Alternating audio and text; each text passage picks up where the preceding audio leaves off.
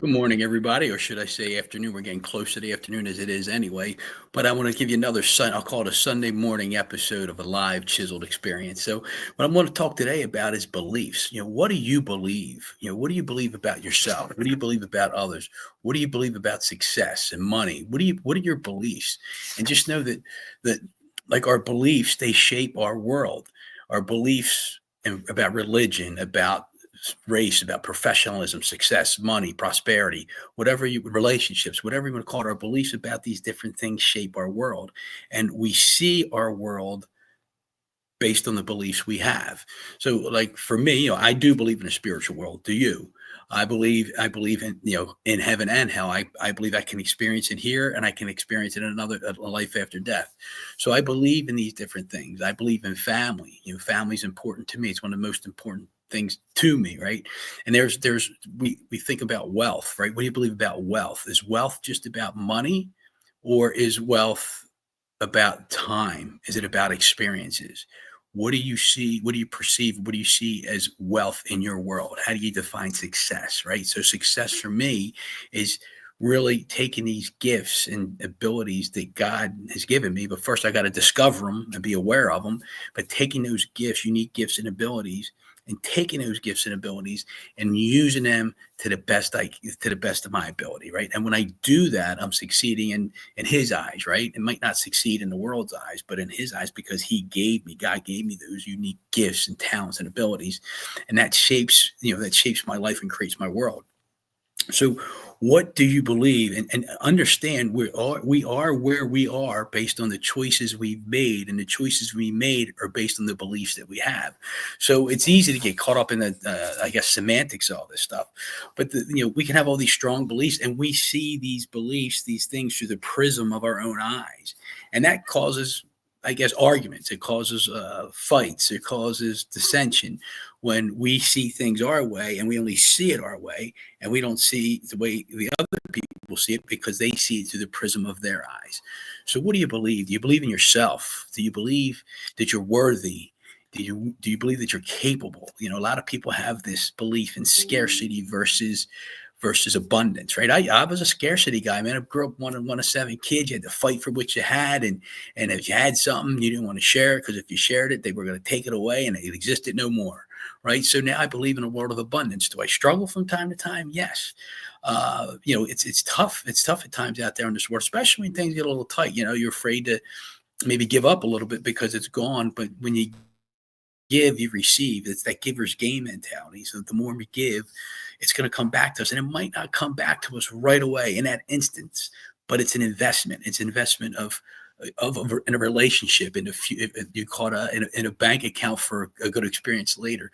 So when we give, it ultimately comes back. I've been in Buffini Systems for a long time. Brian Buffini's a real estate and coaching company, and I'll never forget. He said one of the first events I ever went to. He said, "You send it out in slices, it comes back in loaves." So send it out. Just keep putting it out there. Put it out there. Put it out there. Good thoughts, good vibes, good, build good relations. Give a little bit of money. Do something for somebody. But as you give and give and give, it will come back to you. And it may not come back directly to you. It could come back to you in a way of helping somebody close to you. And that's a way of receiving. So what are your beliefs, right? But what limiting beliefs do you have? What's holding you back? What's holding you back? Do you feel a sense of hopelessness? Do you feel a sense of helplessness?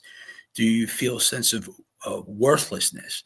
So these are three areas of limiting beliefs that some of us, maybe all of us, experience at some time or another. And these different limiting beliefs we have, they affect our relationships, our work life, our play life, our health, our financial life. All these beliefs we have, especially if they're limiting, are going to hurt us and affect us in a negative way. So we need to get through that and around that. And we really have to identify what these beliefs are. We have to identify where we are with these things. So what do you believe? And if there's a belief you need to change it, and part of that, like if you believe you're not good enough or worthy enough, go out and do something. Just do something. It's not, if you make a mistake, it's not the end of the world. I mean, look, I sit here, I'm doing this right now. I can't sit here and tell you I feel 100% comfortable doing it, but we're just doing it. And if it goes off great, great. If it goes off bad, I'll learn from it, right? So every experience that we have, and if it's a bad experience, it's not necessarily a bad experience if you learn from it, if you take the opportunity and learn from that experience. So what do you believe about yourself? And like, what do you believe about growth? I mean, think about that. I feel like I believe that you constantly have to be growing. You constantly have to be putting yourself out there. There's nothing wrong with.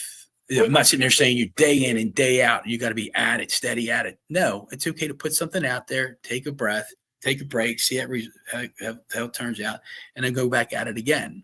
If you hear my dog barking in the background, my apologies. So anyway, what are those beliefs, right? And I think the thing to do is decide, or reflect on what you may have believed in the past, reflect on what you might have to eliminate, what beliefs you might have to eliminate, and then reflect about what beliefs you may need to instill or install to live that better life. But you know, to be more, you have to become more. I was a Jim Rohn saying I heard years ago. So who do you want to become?